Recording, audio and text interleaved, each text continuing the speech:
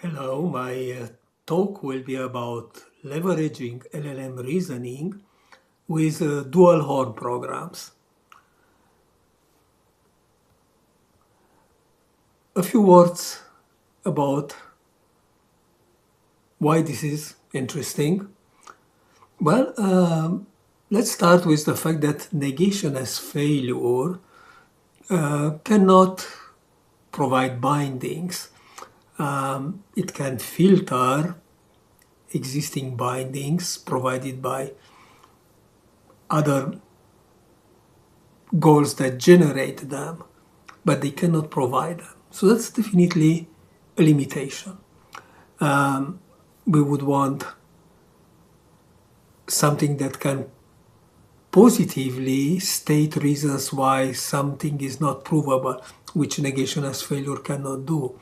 So for that reason, we will revisit dual horn clause programs that deal constructively with negative information.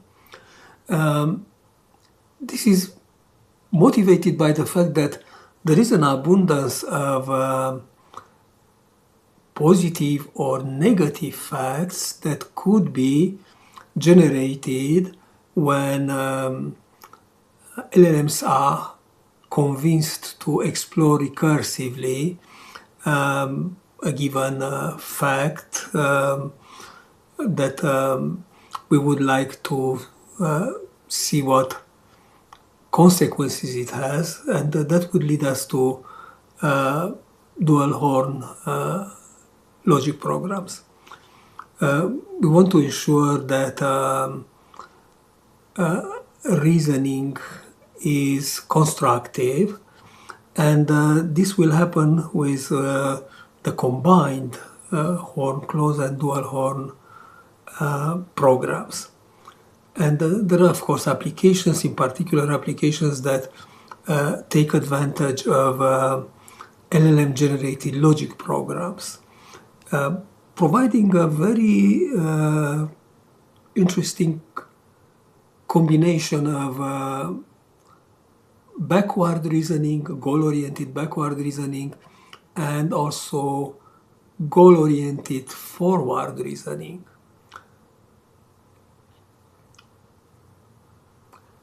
So let's start with this strong statement that negation as failure is considered harmful, a rephrase of Dijkstra's statement about go-tos at the time.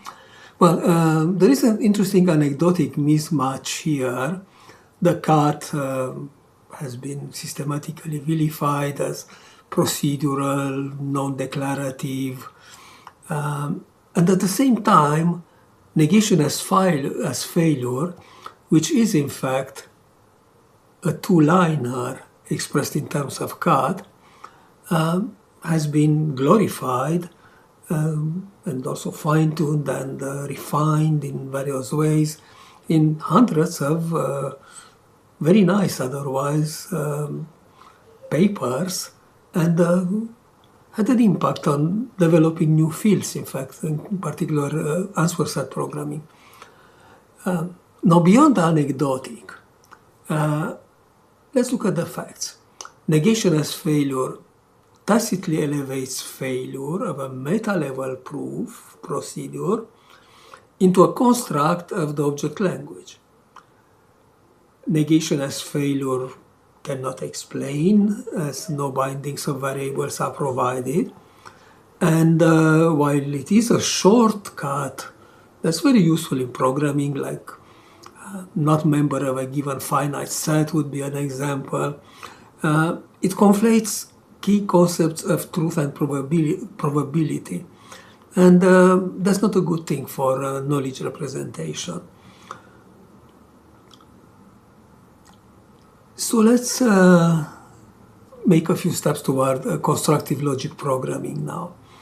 Well, horn clause resolution with a clause expressed in implicational form is intuitionistic valid. It's not the typical presentation of resolution, but it can be very easily morphed into an implicational form where inferences instead of having positives and negatives cancelling, would just propagate along implication lines.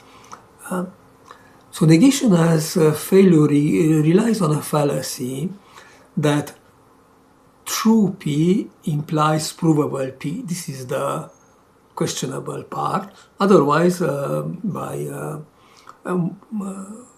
modus tollens, we have that, not provable P means not true P. And the combination of those actually gives us something that we know since Gödel, that there are unprovable true statements in any interesting language or theory.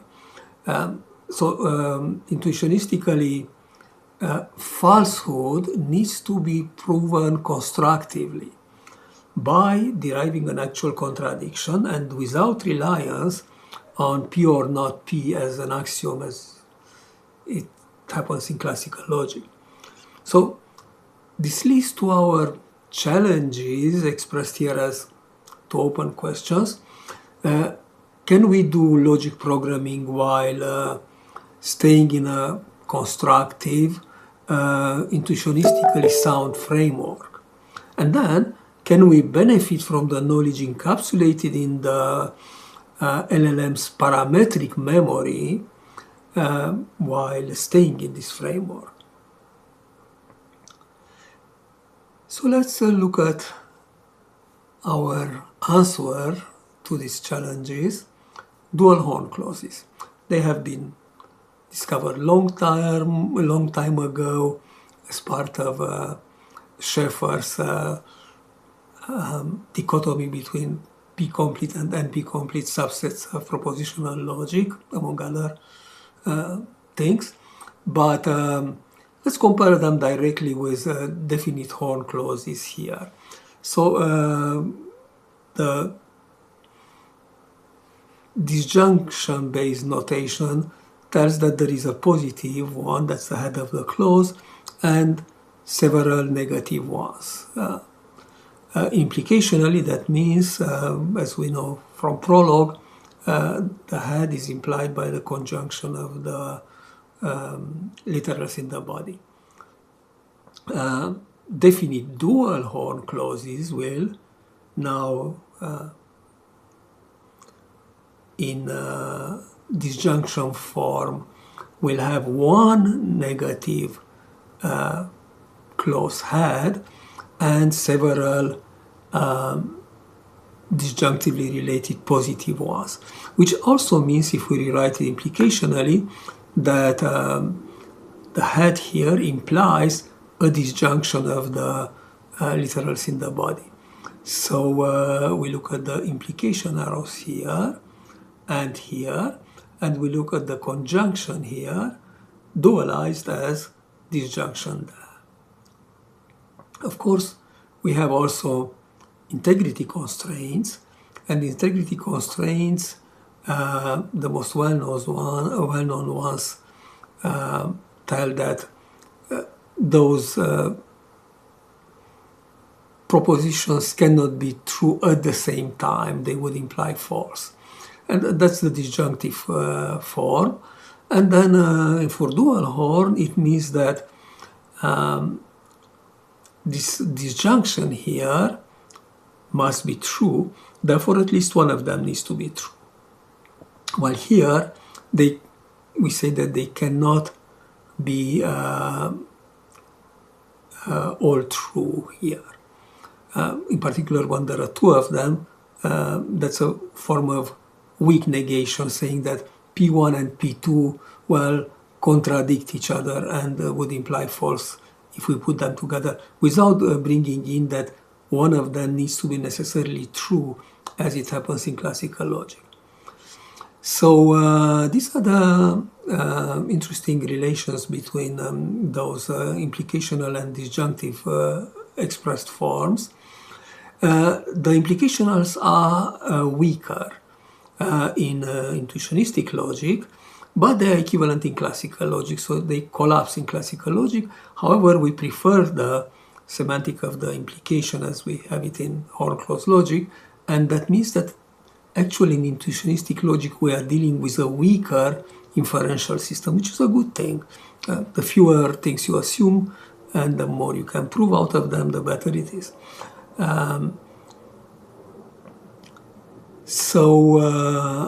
Dual horn clauses then bring us to falsification as the key objective that we want, but done constructively. So dual horn clause is a disjunction of literals with at most one negative literal, or exactly one if it's a definite one. Same thing for dual horn clause programs, being a conjunction of dual horn clauses. We have a prologue-like syntax here, and we represent implication arrow with prologue syntax with this double arrow here, and we represent disjunction as the prologue way of doing it. A negated fact would become S implies false, corresponding to true implies S, or S if true, as we know from definite horn clause programs in prologue. So this is a small example of a dual horn clause program. Implications, P implies Q or R, and so on. Now, what we can do with this in a goal-oriented fashion is that we can falsify it by backpropagating falsehood from its consequences. So let's do it for P here. So for P, if P happens to be true, then Q or R is true. It means one of them needs to be true. Well, let's follow that Q would be true. For Q to be true, one of R or S needs to be true. Now, we know for sure that R is false. This makes this deleted here. So we still have S being possibly true, but S we know is false. Therefore, Q cannot be true. We get back here, it cannot be true. And R, we have seen that it cannot be true. Therefore, P cannot be true. We falsified P because its consequences brought us to falsehood. And that's how falsity backpropagates, very much like truth backpropagates from facts when we hit them in SLD resolution working on a prologue. So let's look at a typical use case. So the objective of dual horn programs is to describe constructively why something is not true. Therefore, we want to falsify the initiator goal by backpropagating, as we have seen, from its negative, in a more general sense, undesirable, unwanted, harmful, impossible, and so on, consequences. So we see here an instance of goal-directed forward reasoning. What we have as a nice property is a polynomial complexity for the propositional case that's found in Scheffer's dichotomy theorem. So it's a P-complete class, very much like horn clauses. And the nice thing about that is that because LLM generated programs that could be very large, LLMs know a lot about the world, will be propositional. Therefore, we don't have a problem computing a fixed point with a fixed points computation, that minimal model in basically linear time. This brings us to our embedded language into Prolog. Symmetric logic programming, SymLP. It combines horn clauses and dual horn clauses into Prolog. Now we have a bit of syntax here. We mark with plus facts that are true and with minus that are false. That's a shorthand. And then we use this to represent implication, and this to represent reverse implication. So minus p is a shortcut to p implies false, and plus p is a shortcut to true implies p. So we borrow from Prolog the usual notation for conjunction and disjunction, and that's the syntax. Now we have a compilation scheme. Let's look at this clause here in dual horn form. So P0 implies a disjunction. Well, we have kind of seen that we solve it by falsifying its consequences. So the idea is that if we turn it into a horn clause by saying we turn this into P0 if P1 and Pn, so the dual actually, and we place the result of all those compiled forms into a module false, then we know that if this succeed in the module false and produce bindings, if we have variables, which we could, then they would express what cannot be true constructively.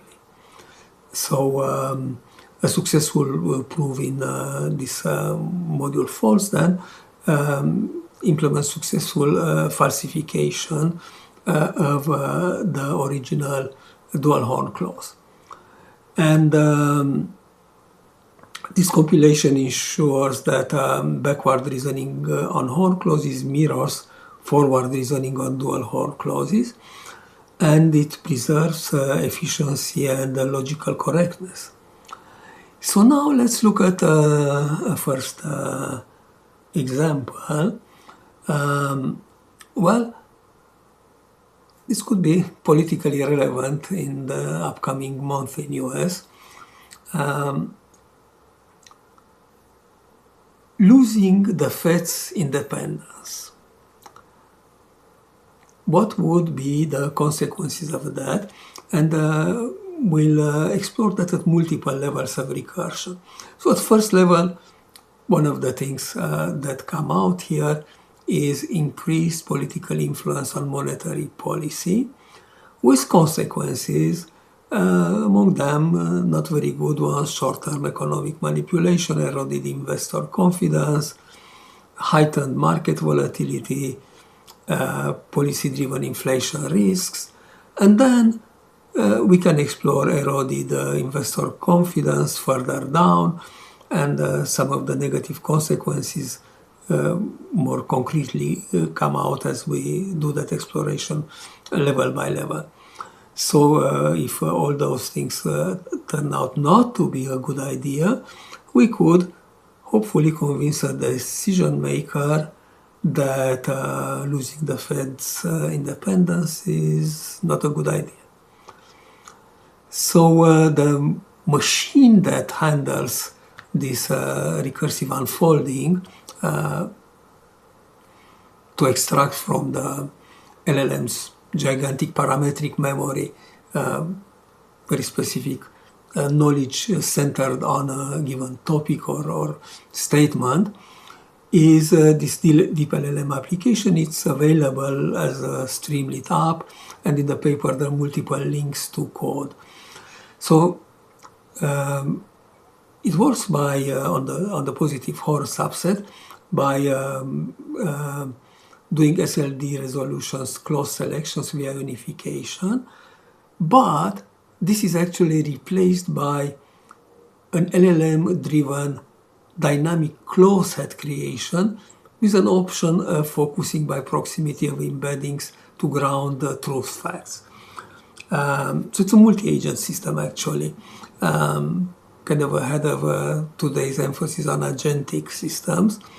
It's about a year and a half old. The DeepL element has been described in more detail in several previous papers that are cited in the paper.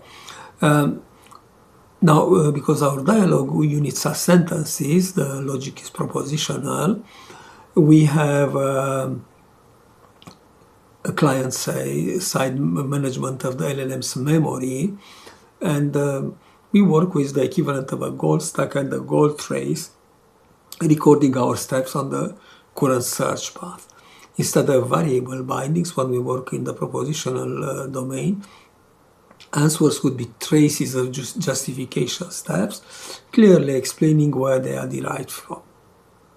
And then, when depth limit is reached, the items on the goal stack can be treated as abducible statements that can be hypothetically assumed and then checked against integrity constraints. In particular, they can be checked by seeing their consequences in a dual Hall program. If the consequences lead to unpleasant facts, negative facts, then we would interpret them as failing. Otherwise, we will interpret them as positive abducibles. They could still be filtered out by integrity constraints once assumed. So exploring a topic with deep LLM, we have a choice of topics here, in particular for dual horn programs. We are interested in consequence predictions, and here we choose abducible clauses in the open world semantics for horn clause programs. That's a relatively complex and focused and narrow concept in a way, and we can see here how it reduces to several more refined concepts that we could then describe as a logic program, as we see it here with disjunctions and conjunctions in it. So that's basically what deep LLM does for us. And now let's look at some applications of programs that could be either handmade, like I did this one, or generated by an LLM. So this is default reasoning dual view. Usually to compile and execute, we include compile clauses.pro. The compiler works as a term expansion mechanism, so it's very little bureaucracy with it, like compiling to a file, then loading it. That's not happening. It's just expanding the dual horn clauses into corresponding horn clauses in the module false. So a bird can fly, and for that it should not be a challenge bird, which means that if we have that eagle joy is not a challenge bird and humming Jenny is not a challenge bird, then they would fly. In fact, we don't even need to say bird here. It's enough to say that they're not challenge bird in the module false, and then we accept that they fly. That's kind of more direct than the corresponding famous default negation-based interpretation of the same Tweety problem. Let's look at something a little bit more interesting, how we combine positive and negative advice in a SymLP program. So this is about a little stock market advice, about a cautious, kind of conservative-ish buy. Something needs to be recommended and also safe. So things that are safe are if they are in the false module volatile, so if they're not volatile, if they're not overvalued, and if it's true that they are stable. So you see the module true where the horn clauses go, and the module false where the dual horn clauses go. So we have a series of facts here about some of the stocks. I didn't use the tickers, I just expanded them so people might recognize what they are. And we have here what volatile means as an implication, big price changes in the last month, and then we see who didn't have big changes in the last month, and who's not overvalued.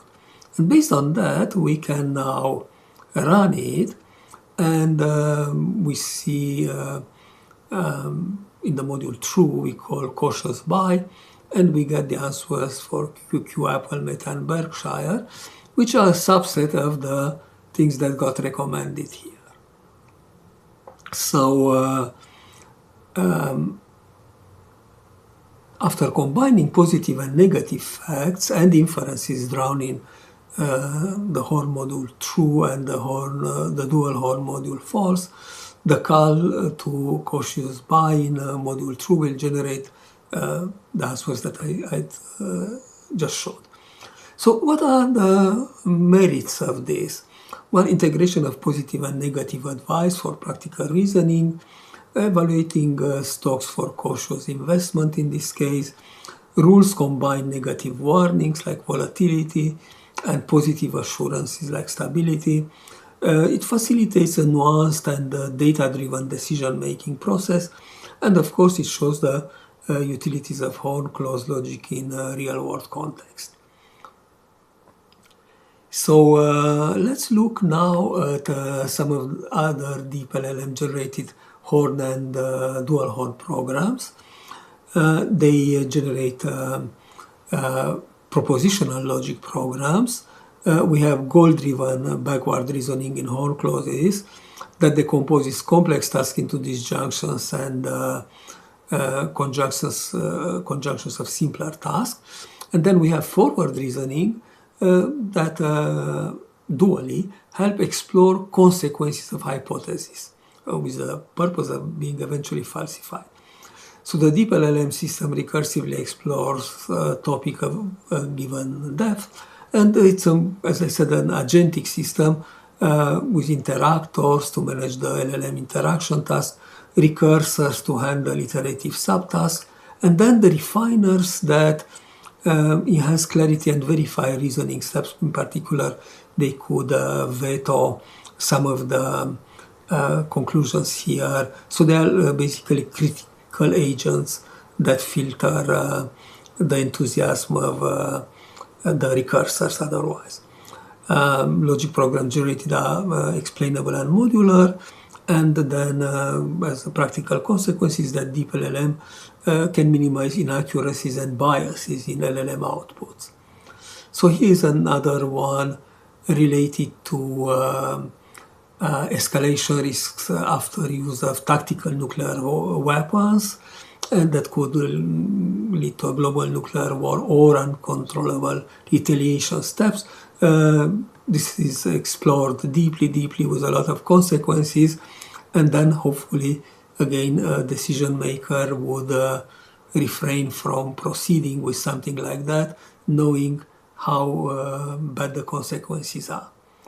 So now let me finalize before we get to the end.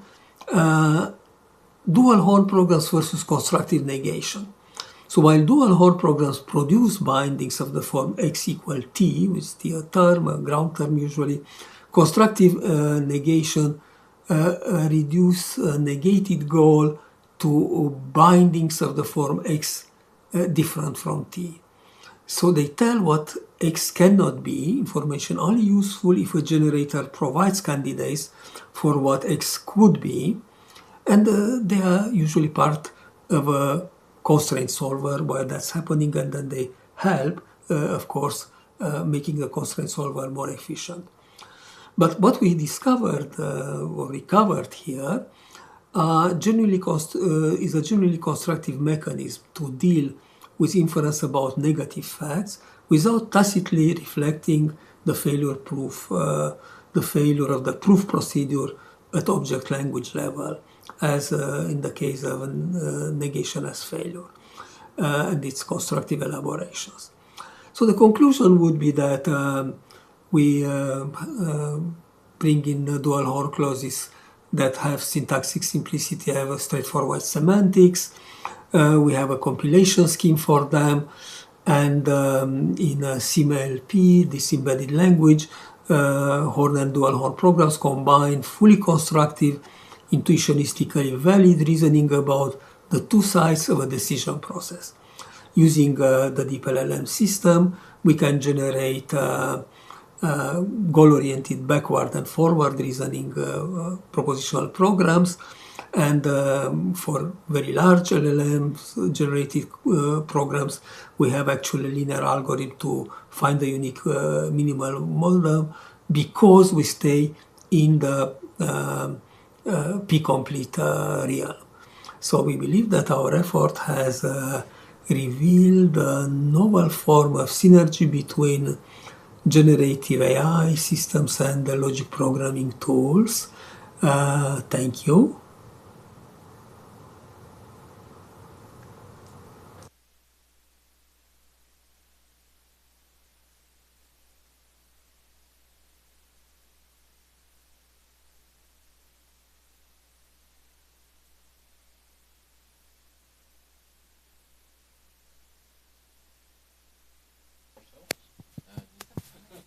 Because Paul Tarau is not receiving our questions, but we are not receiving the feedback. I mean, we're not sharing the feedback. So it would make sense that we make the questions, but at least each other. Because I have a question. So who knows? I have a comment. Yes, I have a comment. I mean, there's a little cheating about this, because he's considering just constructive negation, but there are many flavors, as we saw in the keynote presentation. For instance, there are compiled time versions of constructive negation, like intentional negation or constructive intentional negation. So in those cases, I mean, in general, you cannot change a negative answer, a negative binding, by a positive binding, because there is no finite representation of negative information. The equivalent of a closed negative formula using disequality constraints in general is an infinite conjunction of equality constraints. And this is something that is not mentioned in the conclusion, right? And that is one of the problems, that this is not so easy. It works for propositional dual Horn clauses, but it doesn't work for some of the recursive Herbrand universes that are mentioned in the long paper. So, to put it shortly, if we consider dual Horn clauses as the other side of the mirror, the dual to conjunction is the injunction, the dual of positive is negative, and the dual of existential variables are universally quantified variables. So in general, if you have existentially quantified variables in standard Horn clauses, you should have universally quantified. But universal quantification in general is problematic. So that's overseen in the conclusions, and I think that the comment should be made.